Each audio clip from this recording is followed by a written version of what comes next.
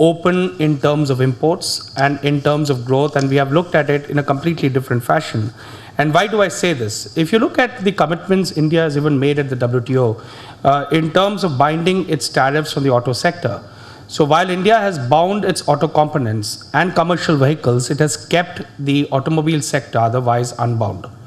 Which means right from the beginning, it was very clear that India was not very keen on opening up the automobile sector, which is when I'm talking about passenger cars and I'm talking about the other than commercial vehicles, for opening it up, and it was keen on developing it as an industry where there could be growth and which could lead to employment. This is even more clear if you look at India's Automotive Mission Plan from 2006 to 2016, which primarily the vision there is to help India emerge as a destination of choice in Asia for the design and manufacture of automobiles, and to create employment, which is to take it employment to about 25 million people, and for higher contribution to GDP by the automobile sector. So the automobile sector has primarily been seen as a sector which can provide further contribution to GDP and employment, and it has always been also been the bone of contention for India when it has signed most of its FTAs or when it is negotiating its FTAs. We have signed FTAs with Japan and with Korea, but other than auto components, automobiles per se have remained on the negative list. With EU, there is tremendous pressure for us to open up the automobile sector, but we have tried to refrain from doing that for the simple reason that we believe that the automobile sector needs to maintain this automotive mission plan up to 2016 when we would like to build the auto sector. What it has done in the process is to try and build competitiveness and try and build technology into the auto sector. One, we opened it up for 100% FDI. And then as we got along, there has been a lot more stress on taking it to Bharat 4 or Euro 4 standards so that it goes up the scale and we are able to bring it up to a level of global standards in terms of the automobile sector. So I think that's the background with which the Indian auto sector primarily goes into any of the discussions when it is talking about opening up and it talks about trade in the auto sector. The auto component sector, on the other hand, is looking at exports. It is very open also to imports coming in, and there has been huge imports, as your slide, Vakar Ahmed Saab, showed about how China has been exporting a lot of auto components into India. There have been a lot of components that have been coming in India as well, but India is also trying very hard to try and export auto components from here. And there are enough large companies in this here, which are in the tier 1 or tier 2 suppliers to some of the large car manufacturers abroad. So therefore, the whole approach has been on, one, improving competitiveness, bringing in technology, and 3, doing a lot more R&D in terms of what's been happening. This has certainly been construed by a lot of other countries as being very protective, but from an auto sector, it has been looked upon as something which has been done to build the sector and try and help it bring it up to the global standards. And the whole position of the auto industry in India has been that we have not been averse to investment. We are only averse to just opening it up for trade, because if you open it up just for trade, then you would completely finish the domestic industry, which has taken so long to try and bring it up to a particular level. So that has been the approach that the auto industry has primarily taken, and I think that's the background with which we need to look at maybe the Indo-Pac trade in the auto sector. Having said that, I would take from the last slide, which Dr. Biswajit Nag talked about, which is talking about how do we bring in more joint ventures between India and Pakistan in the area of auto and auto component sector. And I think that's where the potential really lies. So instead of we just looking at how do we trade between India and Pakistan, if we could seriously look at the possibility of creating value chains across India and Pakistan in the auto and the auto component sector, I think we would be able to make a lot more progress in terms of taking this forward. The reason I say that is the foreign manufacturers in both sides are nearly similar. You have the Suzuki here, we have Suzuki there, we have Toyota here, we have Toyota there, we have Honda there, we have Honda here, and certainly there can be some value add which can happen between the two sides, and we can try and take that as the first step towards taking it towards a lot more of value addition in terms of value chain that can get built across the sector. I think the other point which needs to be done is to try and see, can we create some special economic zones between the two sides where joint manufacturing can happen. And I think that would then that would then bring in these technical standards about emission, innovation, technology, and all that to a particular level where there can be far further discussion in terms of bringing it to and harmonize it to a great level.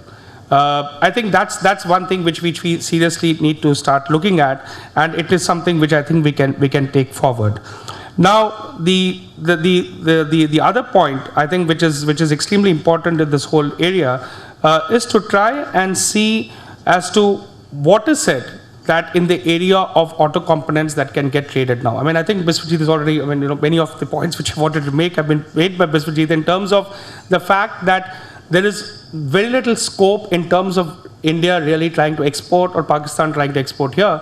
So what we have to really look at is not just about trying to build exports from the two sides, but is to try and look at only investment as the first step towards normalizing trade between the two sides.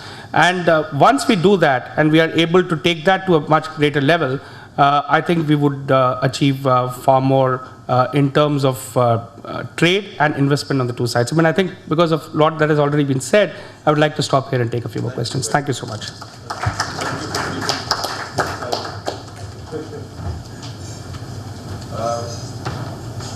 Before I pass it on to the lady and the and two gentlemen who are discussants, I would like to just make one or 2 points here.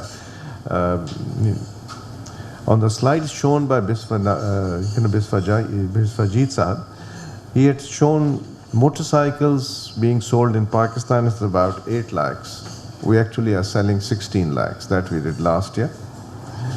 I think some figures may have been left out because there is a sector with PAMA and there is a non-PAMA sector, but they are just as well recognized and registered, so that those figures have to be taken. Then on the other slide, the requirement for an assembler is he should also assemble transmissions. 3, there is no deletion program existing since 2006 in Pakistan. There is none. It's been replaced by a tariff-based system. So anybody who does localization is doing on his own based on techno-economic viability. Nothing else. Nothing forces it. The import of vehicles figures that were stated, I think they must have been in currency, because 1 million vehicles have not been imported in any year. There must have been some form of currencies there. So I would request Biswajit Sahab to have a relook at that. Now over to our discussant panel. We have first of all Mr. Sanjay Kathuria. He is the World Bank's lead economist in South Asia. And until August 12, he was the bank's lead economist in Bangladesh, based in Dhaka. So he's had the best of 2 worlds. Then we have Meenu Tewari, Associate Professor of Economic Development and Urban Planning, University of North Carolina at Chapel Hill. She's also HUD co-chair, visiting professor at the Indian Council for Research and ICRIA. Then we have Sekat Sinha Roy, Associate Professor. मैं जिनके बराबर बैठा रहा हूँ, मुझे मालूम भी नहीं हुआ कि इतनी नामवर चीज़ मैं के बराबर मैं बैठा हूँ इतनी देर तक उस मेज़ कुर्सी पर. Associate Professor in the Department of Economics, Jadavpur University, Kolkata. I must say I'm overwhelmed by the number of economists here. I seem to be the only engineer. We should have brought along some engineers from Pakistan to at least try and sift the balance a little bit. So, Sanjay Sahab, we started late. I don't know how long we can continue. We are past the time given earlier, 3:30 to close, but we started at 20 to 3. If it's 1.5 hour time, well, I can only request you to be as brief as possible. Well, thank you, Mr. Chairman. I'm very delighted to be here, and I must assure you that you need not feel intimidated by economists. It's the reverse. fact, there's so many economists here will get intimidated by your knowledge, especially in this particular session. Well, I can only, it's hard to comment on papers which you kind of just received, and especially in a PowerPoint, as other economists will appreciate. So I will just raise a few issues for consideration and remind ourselves about some of the goals of such an exercise. Well, the first thing about the goals is that, from what I understand, is to understand competitiveness relative, Indian firms, Pakistani firms, and inform policy. So I think it's incumbent on economists, therefore, to present as objective an analysis as possible of the situation, and with the ultimate objective of looking at the sector with a goal of, well, when can we have an efficient sector that can function in a relatively open trade regime, trading with neighbors and the rest of the world? And perhaps there could be a time-bound objective to this goal. Like, is the objective to become this kind of efficiency, attain this kind of efficiency in 10 years, 15 years, 20 years? What's the kind of goal, so that the private sector also has some kind of markers by which, it said, okay, and that holds for both countries, or indeed any goal of policy making. The other thing is, I don't think it was done in this session, but it's often done, especially when it comes to bilateral trade seminars or working on bilateral industries or bilateral trade. Very often, bilateral trade in a particular product is brought up as, say, well, we should have, there should be some balance of trade in a particular product. And that's obviously, for economists know that's a non-starter in terms of any intellectual concept. And in fact, indeed, even at a country level, the bilateral trade is just a political concept. It's not an economic concept, because the most important thing is obviously your overall balance of payments, your current account, and how is the current account financed. Whether you export more to country A, B, or C, or less to country X, Y, or Z is irrelevant in that context, as long as the overall there is sustainability in the current account or in the overall balance of payments. So obviously, if the private sector is left open, then it will trade in the most efficient way. So this is a Econ 101. I'm sorry if, to tell my fellow economists about this, but sometimes it's important. Now, getting to a couple of specific issues. I did at one time in my life study the automobile industry in some depth in India, and but I will not talk too much about the automobile industry. That can wait for another time. But I wanted to talk about the China factor. And I think Bishwajit started to talk about it. But I would urge a little more, that we go more into depth in that.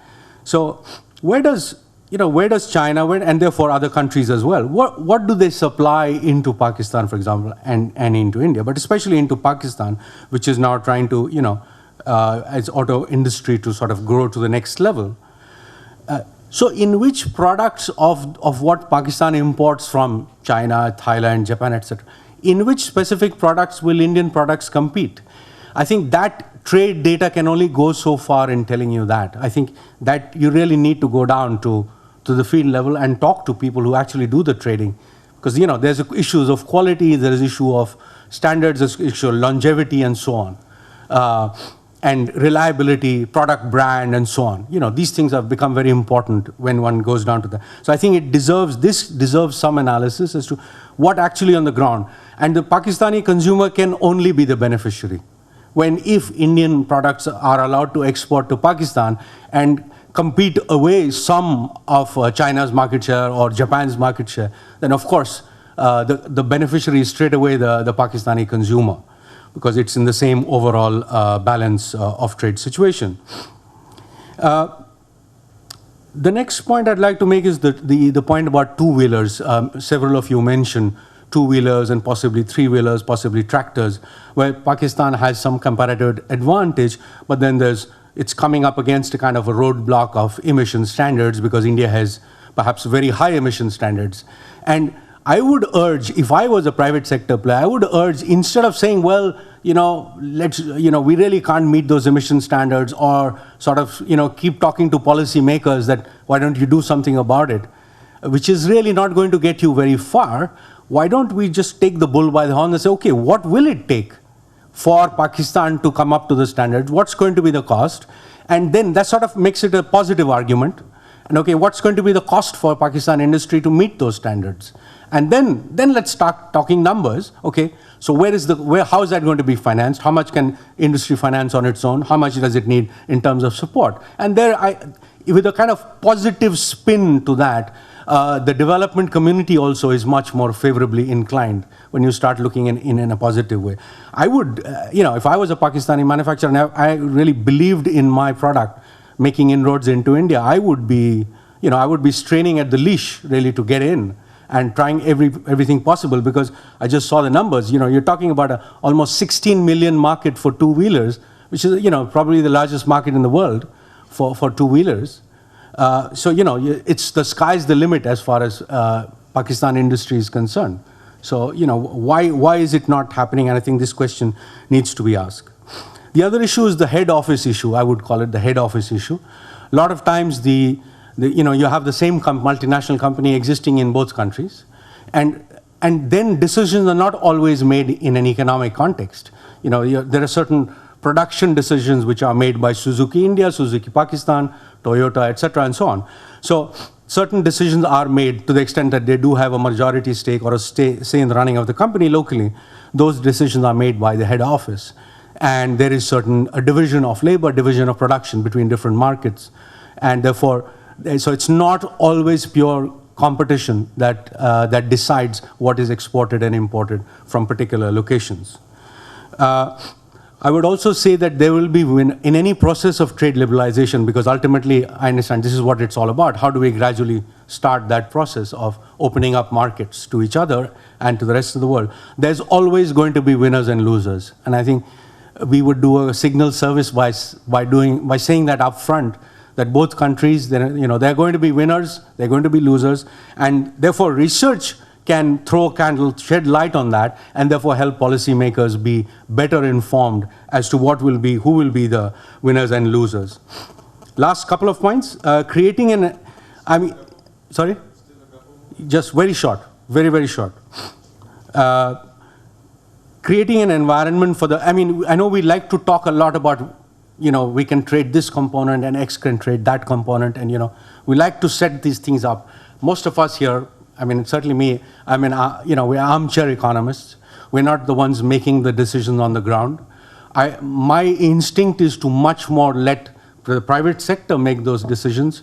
As long as we can create a level playing field, make sure logistics and customs, and to the extent that there are certain products, a batch of products, a broad spectrum of products we're interested in, create very low duties or zero duties, because if you're talking of supply chains and FDI, then in those products, you need to have zero duties or virtually zero duties in order for there to be efficient trade, intra-industry trade or supply chain trade. Final point, which is not really a point, but just to say that we are interested in this more than just happily I'm commenting as an economist or somebody interested in automobiles, but the World Bank is, most of you know by now, that we have a very strong vested interest in promoting regional economic cooperation, because we believe that it's good for the region in a development sense, and that we will be sponsoring, and already I think we have floated or are about to float tenders for studies, starting with the automobiles and textiles for Pakistan-India trade, and slightly broader from a Pakistan point of view, and hope that many people present here will take an interest, and we'll continue from where these series of studies leave off. Thank you.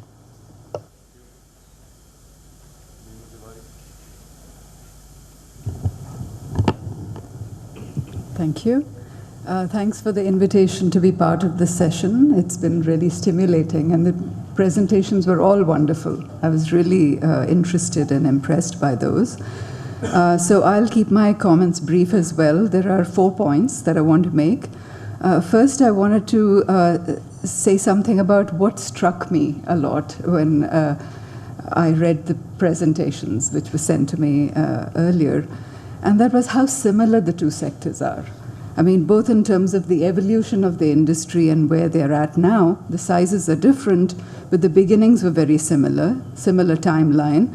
So they were both state-led in terms of production and assembly at the beginning, And then they began by nationalizing and further then JV-led privatization in about the same time, 82, 83, and then the rise of private sector players and collaborations within the private sector on both sides. And so that's been very interesting. A second very interesting common theme has been a strong presence on both sides of the auto component sector. It may not be state-of-the-art, it may not be where the technology is really the best, or it may not be as upgraded as both sides would like, but the presence of metalworking skills on both sides and the fact that some of the mobility into this sector has come from making agricultural implements, making tractor parts and so forth, then moving on to two-wheelers and the passenger car segment has shown, in a sense, that upward mobility is possible. And I think these are the things one would be really interested in building upon. So now I want to come to my main three points. So the first of these three issues